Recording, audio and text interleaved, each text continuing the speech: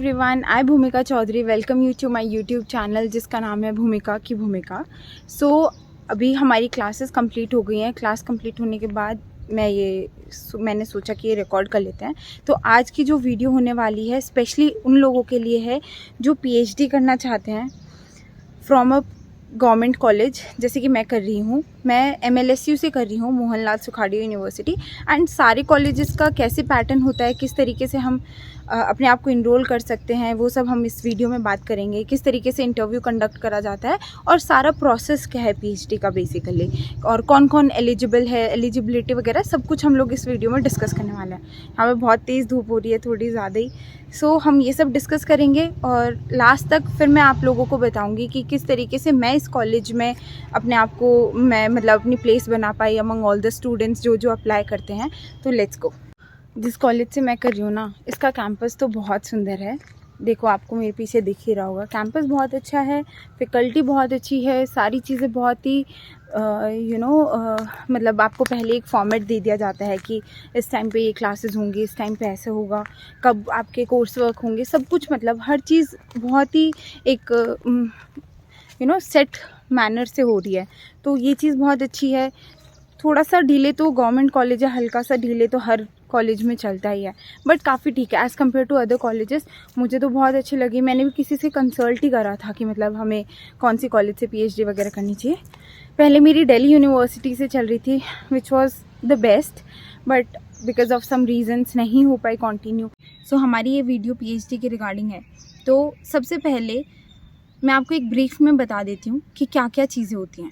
सबसे पहले आप कॉलेज सेलेक्ट करते हो कि आपको इस कॉलेज से पीएचडी करनी है। आप उसकी वेबसाइट पे जाते हो, उसके फॉर्म्स होते हैं, उनको आप फिल करते हो, अप्लाई करते हो। उसके बाद उनका एग्ज़ाम होता है। एग्ज़ाम होने के बाद दे टेक इंटरव्यू। कुछ कॉलेजेस में इंटरव्यू होता है और कुछ कॉलेजेस में डायरेक्ट एडमिशन हो जाता है।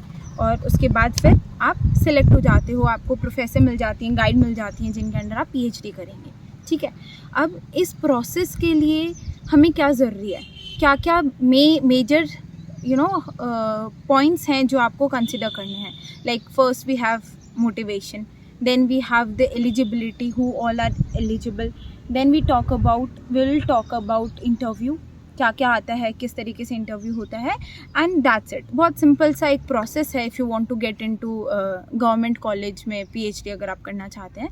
तो इतना कोई हार्ड एंड फास्ट है नहीं, जो आप सब्जेक्ट्स होते हैं उन्हीं से रिलेटेड आपका पूरा का पूरा प्रोसेस चलता है। सो सबसे पहले जो चीज़ हमारे पास आती है if you want to do PhD, या फिर हम सोच रहे हैं कि हम पीएचडी कर लेते हैं, मेरे अकॉर्डिंग इज़ मोटिवेशन। सबसे पहले मोटिवेशन इज़ द की। अब मोटिवेशन हमें क्यों ज़रूरी है? देखो, 5 साल से 6 साल 7 साल की जर्नी है जिस पे आप एक ही पर्टिकुलर टॉपिक पे खींचे जा रहे हो। ठीक है, आप रिसर्च कर रहे हो, आप अपना पूरा टाइम, एनर्जी, रिसोर्सेज सब कुछ उस पर यूज़ कर रहे हो, लगा रहे हो। तो ऐसा ना हो कि हमने पीएचडी स्टार्ट कर दी just for the sake of doing PhD, क्योंकि सब कर रहे हैं, बेसिक रिक्वायरमेंट है, उसके लिए हमने पूरी मेहनत से हमारे रिसोर्सेज यूज़ करके पीएचडी स्टार्ट कर दी, बट देन इन बिटवीन हम उस चीज़ को छोड़ दें या नहीं कर पा रहे जस्ट बिकॉज, क्योंकि एक तो ये लॉन्ग जर्नी है और पीएचडी है तो it's not easy.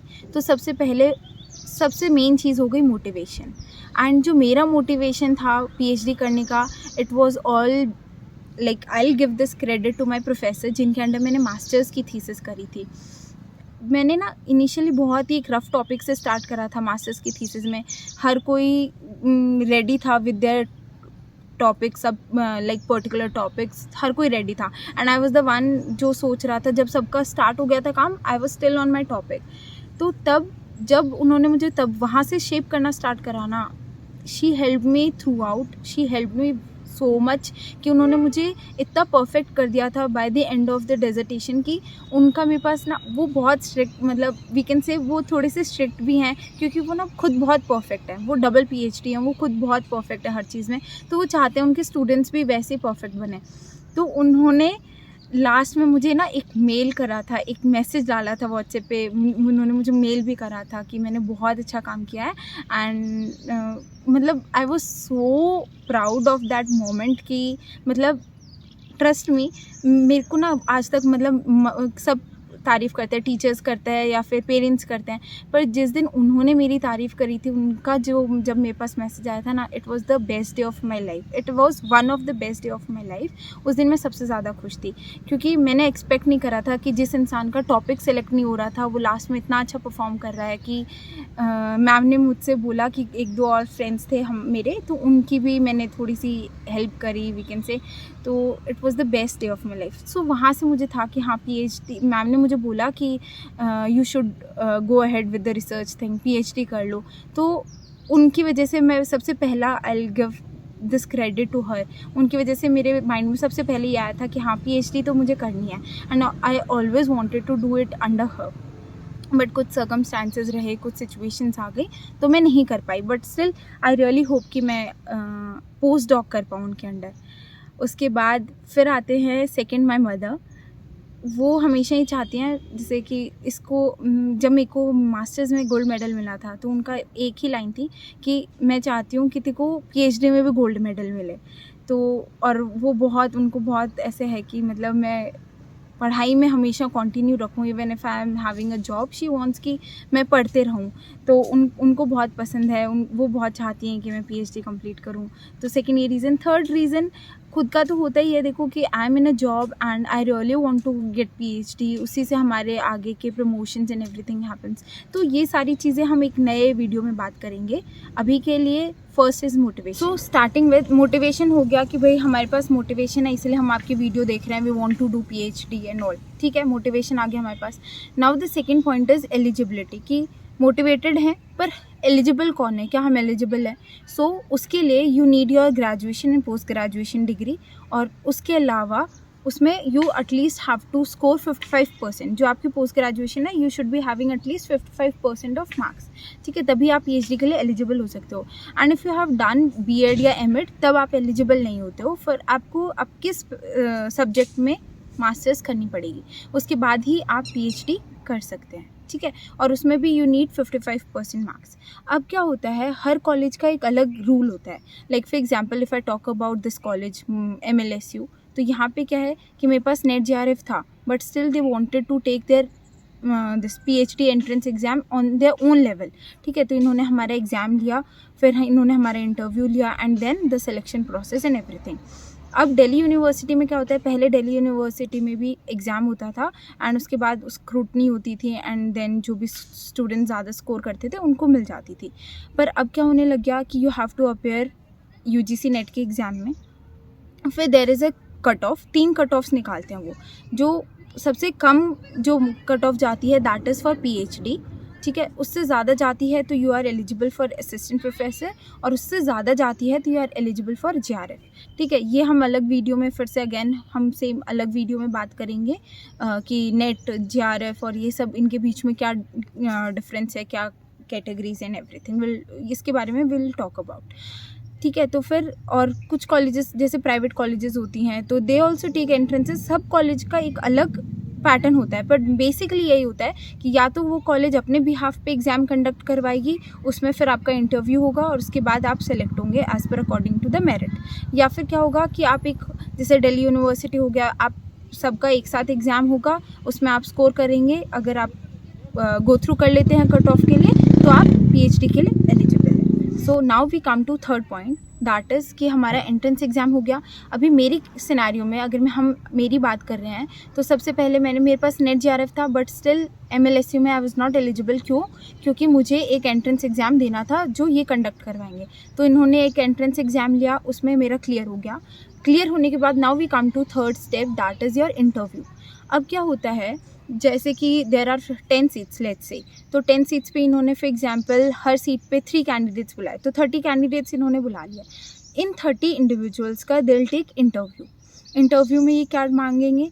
Communication skills, आपका research aptitude, how confident you are, ठीक है, आप किस टॉपिक पे रिसर्च करना चाहते हो, आपका research proposal, if they are asking you कि आपको रिसर्च प्रपोजल लेकर आना है तो they will study your research proposal. आपका रिसर्च एप्टीट्यूड बेसिकली देखते हैं and how you can put your self in front of other people, तो ये चीज़ आपकी इंटरव्यू में जज की जाती है।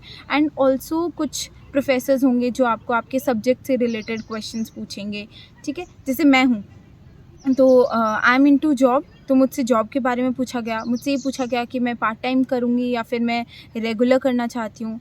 फिर इन्होंने मुझसे पूछा कि जैसे मैं दिल्ली यूनिवर्सिटी में पहले पीएचडी कर रही थी, तो वहाँ से मैंने कैसे ड्रॉप करा, क्या रीज़न्स थे। उसके बाद मैं किस टॉपिक पे रिसर्च करना चाहती हूँ, क्या फ़ायदा होगा, क्या इंपॉर्टेंस है उस टॉपिक की। तो ये सारी चीज़ें मुझसे पूछी गई थी। तो this is what they ask interview में। ये हो गया हमारा third process. So that's it, that's all जो मैं आप लोगों को हेल्प करने के लिए एक वीडियो बना सकती थी regarding PhD. So at the end of this video मैं आप लोगों को सिर्फ 2-3 चीज़ें बताती हूँ। सबसे पहले कीप अ वॉच और keep a I on colleges की वेबसाइट जिसके भी अंडर आप पीएचडी करना चाहते हो, even if it is your Rajasthan university और दिल्ली यूनिवर्सिटी और BHU और एनी यूनिवर्सिटी जहाँ से आप पीएचडी परस्यू करने का यू आर थिंकिंग। सबसे पहली चीज़, जैसे ही फॉर्म्स आता है you have to fill your forms, submit your forms and again you have to keep an eye on your website कि जब भी वो एग्ज़ाम के लिए फॉर्म्स निकाल देते हैं, लाइक एग्ज़ाम के लिए आपको डेट शीट निकाल देते हैं, तो you have to be prepared with the exam. क्या क्या आता है सिलेबस उनकी वेबसाइट्स पे मिल जाता है, तो you have to be sure of that. उसके बाद इंटरव्यू होता है, तो you should be very confident, dress up well. जैसे भी इंटरव्यू के लिए हम जाते हैं, dress up properly, be very confident, be very well versed with the topic you want to if they ask you ki what you are planning to work on, तो just be well versed with the topic. Always keep in touch with your guide क्योंकि she or he will be the only individual जो आपको thoroughly from the very first day till the last day आपकी help कर रहा होगा, आपको हर चीज़ में guide कर रहा होगा। तो please have good connection with your guides or co-guides and everyone. So that's all for the PhD thing. I really wish you good luck. जिस भी सब्जेक्ट में अपना PhD करना चाहते हैं, you do well. I wish you luck. And want कि मैं ऐसे ही कुछ वीडियोस एंड कंटेंट बनाते रहूँ, तो please do like and subscribe to my YouTube channel. And also I really want you to comment on my comment box की मतलब आप कौन से सब्जेक्ट्स में इंटरेस्टेड हैं या आप कौन से सब्जेक्ट्स लेके चल रहे हैं जिस पे आप PhD करने की सोच रहे हैं या कर रहे हैं। And even if you have any doubts let me know, I will really be happy कि मैं आप लोगों की इस चीज़ में हेल्प कर पाऊँ। That's all for today, thank you.